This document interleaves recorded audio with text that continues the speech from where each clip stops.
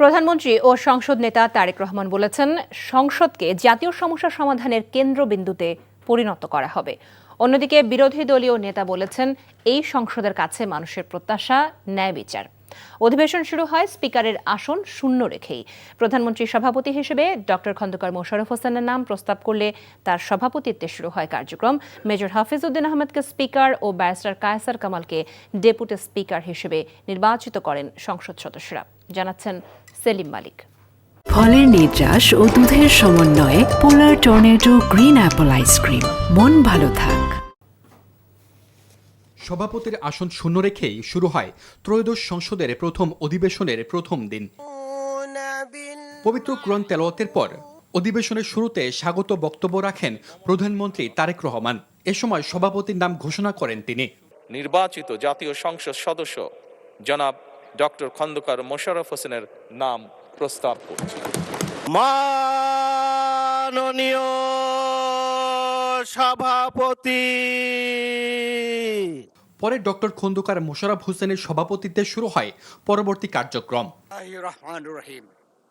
এ সময় নির্বাচনের জন্য স্পিকার পদে একজন ও ডেপুটি স্পিকার পদে একজন করে নাম পাবার কথা জানান ডক্টর মোশাররফ। পরে কণ্ঠভোটে সর্বসম্মতিক্রমে সংসদ সদস্যরা স্পিকার পদে অবসরপ্রাপ্ত মেজর হাফিজ উদ্দিন আহমদ এবং ডেপুটি স্পিকার পদে ব্যারিস্টার কায়সার কামালকে নির্বাচিত করেন।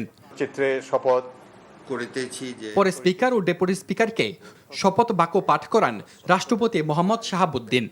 সকলের প্রতি আইন অনুযায়ী ২০ মিনিট বিরতির পর স্পিকার হাফিজ উদ্দিন আহমেদের সভাপতিত্বে সংসদের কার্যক্রম শুরু হলে বক্তব্য রাখেন প্রধানমন্ত্রী তারেক রহমান।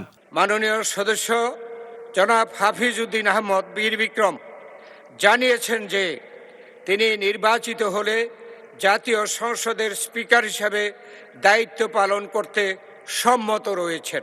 সংসদে সংক্ষিপ্ত বক্তব্য রাখেন সংসদ উপনেতা মির্জা ফখরুল ইসলাম আলমগীর। যে প্রস্তাব করেছেন রাষ্ট্রপতির বক্তব্যের প্রতিবাদে বিরোধী দলের ওয়াকআউটের মধ্য দিয়ে যে সংসদ শুরু হলো, আগামী ৫ বছর সরকার ও বিরোধী দলের সম্পর্ক কেমন যাবে তা সময় বলে দেবে। তবে সাধারণ মানুষের প্রত্যাশা, তাদের নির্বাচিত প্রতিনিধিরা এই সংসদে তাদের কথাই তুলে ধরবেন।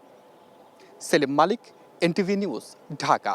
ফলের নির্যাস ও দুধের সমন্বয়ে পোলার টর্নেডো গ্রিন অ্যাপল আইসক্রিম। মন ভালো থাক।